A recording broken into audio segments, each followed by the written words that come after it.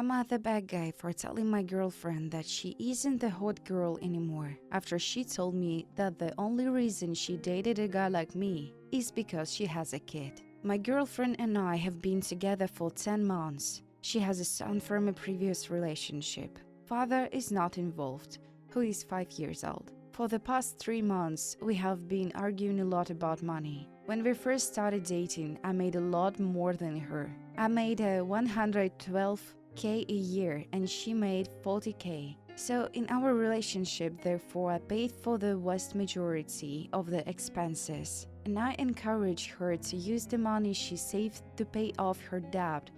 And I even helped pay off her debt. Our relationship got much worse after I helped her out with her career. One of my cousins is high up in the state government and got her a nice job at a contractor to state government. Her salary went up to 78K a year, and she is able to work from home as well. My girlfriend started using her new money to just buy a lot of luxury items. Every time I would come to her apartment, she will have boxes. She spent a ton of money on clothes for her son. I was like, okay, sure, celebrate for a little bit then, but let's go back to responsible budgeting. However, her spending habits get worse. She took her new salary to get new credit cards and then also started buying stuff in Affirm and Klarna. We argued a lot about this, and I decided to just give up on that. I was going to stop giving her advice on money unless she explicitly asks. But the problem is that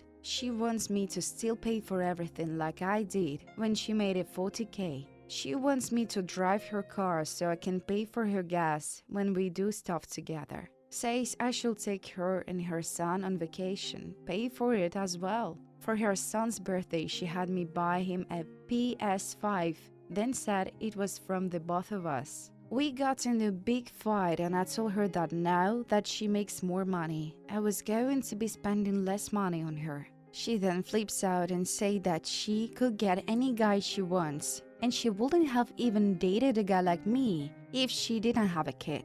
Ask her what she meant by a guy like me. And she's like, the guys I dated before you were tall, jagged, had tats. The guy other girls all wanted them. She said I should feel lucky that she even gave me a chance. I told her, I don't know what delusions you have. I see your old photos. Yeah, you were the hot girl in your early 20s, but no one is looking at you now thinking you're that anymore. You're about to be 30. You're 30 lbs heavier. Thought it was closer to 40, but didn't want to be mean. And look like a mom. Sorry to tell you, but no one is looking at you, thinking, damn, how did that guy get that girl? Well, you can imagine how well this went. She kicked me out of her apartment and told me to KMS. I know what I said was a lot, but I didn't want this whole tone to be in a relationship that, I have to keep buying her stuff because I'm the unattractive person in a relationship. And that I shall feel blessed that she even with me. So, am I the bad guy here? Am I the bad guy for announcing my wife's second pregnancy in front of my sister, who cannot have kids, and asked for my money to help pay for her IVF? My wife and I have a 3-year-old son, and we are expecting our second child next year. Both our children were conceived via IVF. We spent years trying for our first with no success, and it took 4 cycles of IVF to have him. It was brutal on my wife, but we both felt like trying of biological children was the way to go for us. We tried naturally for a second child after our first turned 1, but had 0 luck. We were left with the money for 1 cycle of IVF, which we decided to pursue if we didn't have any luck naturally, which we didn't. Around a year ago, my wife and I were gearing up to start the ball rolling on our IVF journey, when my sister came and asked if she could have the money to try IVF herself. My sister had no bio kids, but does have an 11-year-old stepson. She has endometriosis and PCOS and has never been able to have a child. Her stepson is very close to her, and they don't have problems with him since the start of their marriage. Her stepson has always brought up the fact his dad married again too soon after his mom died, and how my sister is trying to replace her. He ran away from home 3 times already. They also had the police and CPS on their door because he tried to get removed from their care. Our main reason for saying no is we wanted to have our son a sibling. But I can't lie and say that the dynamic in her home was on my mind too. And I wasn't sure it was a good idea to bring a new baby into their home when things are as bad as they are. She was very upset with me for turning her down. She said she has no kids and we already have one, and we would give her a chance if we have her the money. I shut her down. I told her my answer was no, and it was final. We waited for my wife to be far enough along before announcing our last IVF cycle worked. We did this at a family dinner. Everyone was so happy for us except for my sister and her husband. She started making snarky comments about how it was no big deal when we already had a kid. I told her given our struggles, it was a big deal. Our parents told her she should be happy for us. She then started ranting and ranting about how selfish we are to deny her motherhood and to deny her and her husband the chance to have a family together. Our other sister pointed out about her stepson. She told her she's not his mother and he hates her guts, so it's not like she's even got a joy out of mothering him. I told her I was sorry she could not have kid of her own, but she didn't get to demand we sacrifice a second child for her. She then told me I held her stepson against her. I told her I couldn't say that it hadn't crossed my mind that bringing a child into what is already a complicated mess will be a bad idea, but that it was beside the point because we wanted another child. She told me I was a bad guy for humiliating her in front of the whole family and picking a fight with her. I told her she picked the fight, not me, but I did engage, so I'm the bad guy here. I'm the bad guy for punishing our nieces and nephews over the damage my brother-in-law did to our house. I have a home office and decided to have some light renovations done. I looked into hiring a professional contractor, but my wife wanted me to hire her brother. I was hesitant. First, he is handyman and not a constructor. Second, he doesn't have insurance or even many of the tools required to do this job. All of the contractors I spoke to are insured and he had to borrow my tools. Third, I have to pay him money upfront to cover the cost of materials while the constructors all have accounts with supplies, so that don't need require any upfront money. My wife talked me into it because he needs the money and has a family. We decided to take a vacation while he was going to the work and come back to mess. The carpet was soaked and moldy. Nothing was done. Materials were everywhere and it seems like a swamp in a house. Apparently, when he drilled into the wall, he didn't locate the water line and hid it. He only noticed the leaking when he came back from lunch and the carpet was soaked. He tried to find the shut off but couldn't, so he tore into the wall to try and stop the leaking, which made it worse on top of which he couldn't stop in there either. He panicked and called a co-worker who came over hours later and found the shut off. Instead of calling us immediately, he left the house as it was, and I guess it was out of sight, out of mind. The repair costs ended up being triple the original cost. Since his family is living on a Section A housing and other government assistance, we decided last year to start saving to take them and her parents on a beach vacation this year.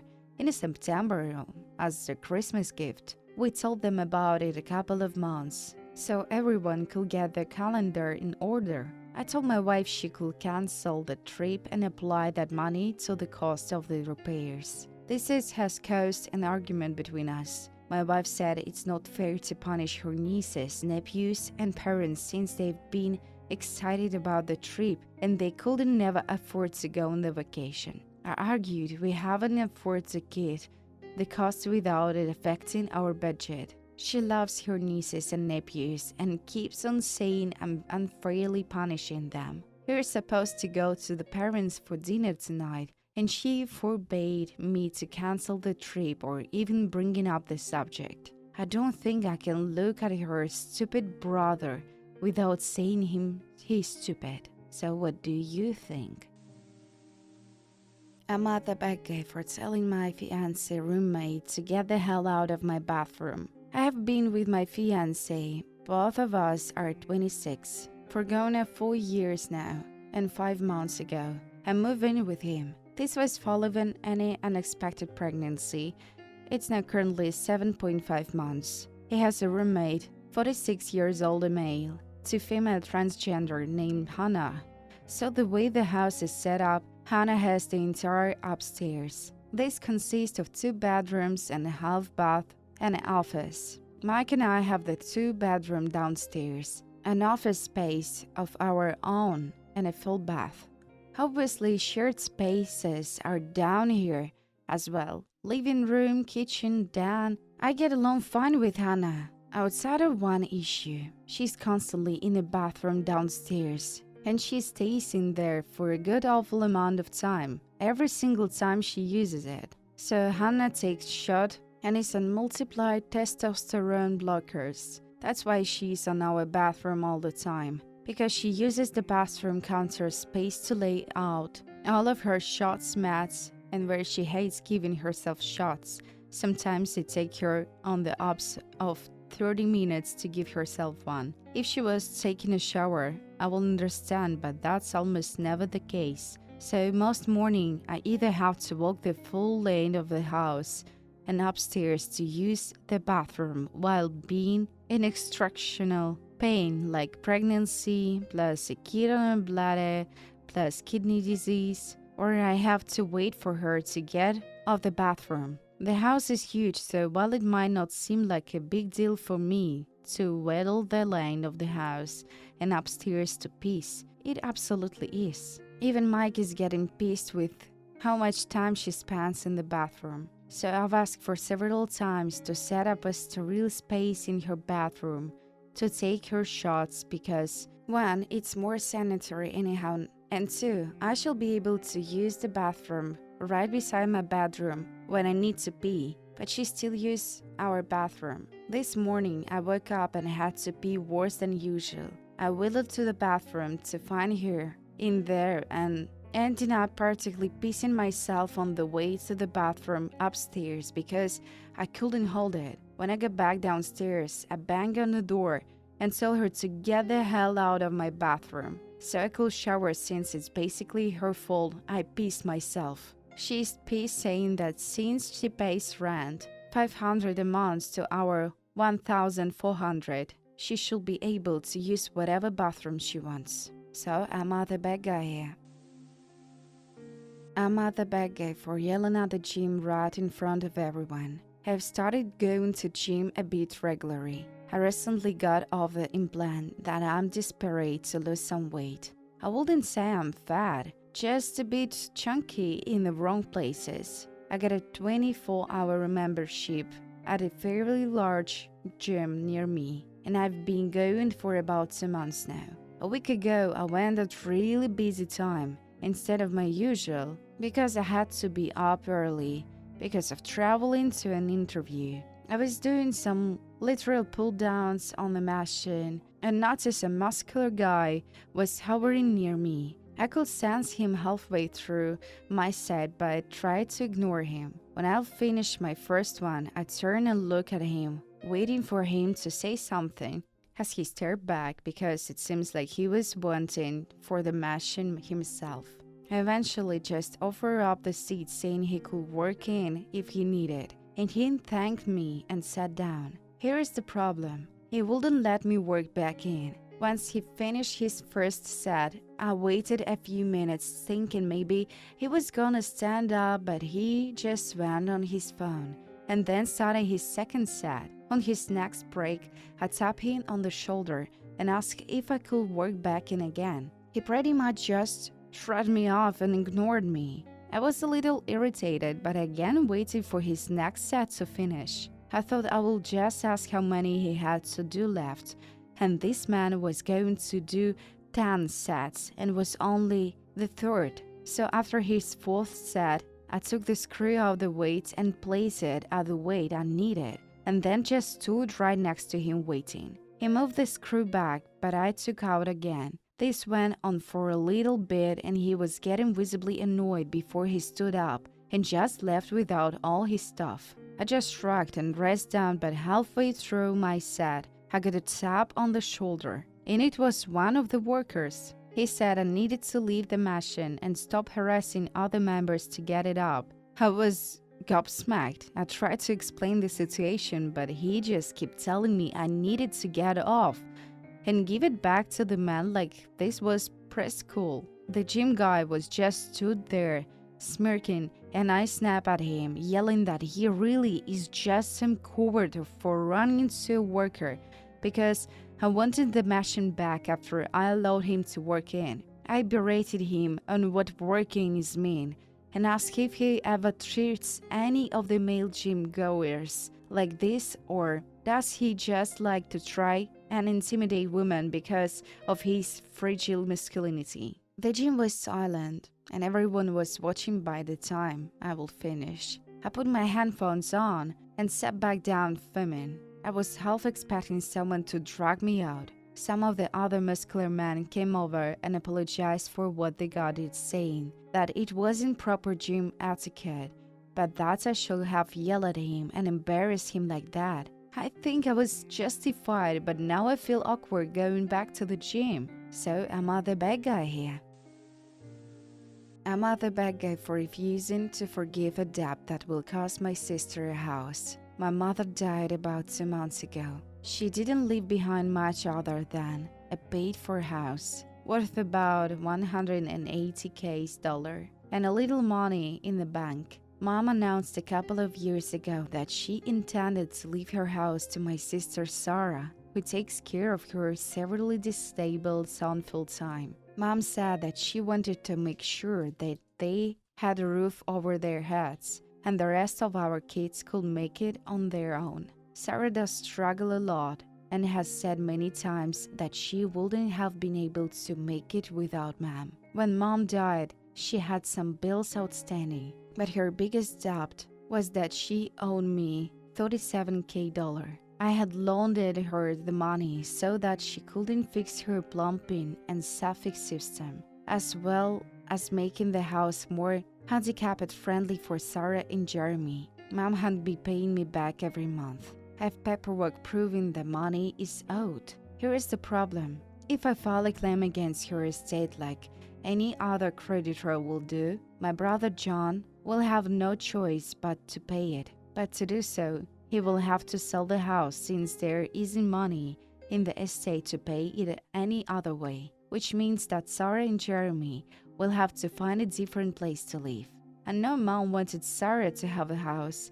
There is also the issue that Mom's wild Sarah got the house, but any money in the estate world will be split every between the four of us. So technically, we think that means Sarah wouldn't actually get anything. John is talking to a lawyer to make sure he's reading that right. Sarah is also concerned that if she did get a large amount of money, John and I have both said we will give her whatever we got from the house if it does get sold, that it could interfere with the help she gets from the government. John and Sarah are both pushing me to not file a claim against the estate. But if I don't, then the loan basically goes away. Sarah has said that she will pay it back to me and will even sign a new loan. The trouble is that I don't believe her. She has borrowed money before and never paid back. Not because she doesn't want to, but because she can't afford to. She's struggling with money living with Mom, so it is going to be even worse for her, without Mom paying bills in the house as well. If I don't file a claim, I will be out $37,000, and that is far more than I want to hang over as a gift, even to my sister. I have told John and Sarah that I'm officially filing a claim on Monday morning. They are both calling me a greedy bad guy and telling me that I'm ignoring what mom wanted. I think it's unreasonable to expect me to just forget $37K. So, am I the bad guy here?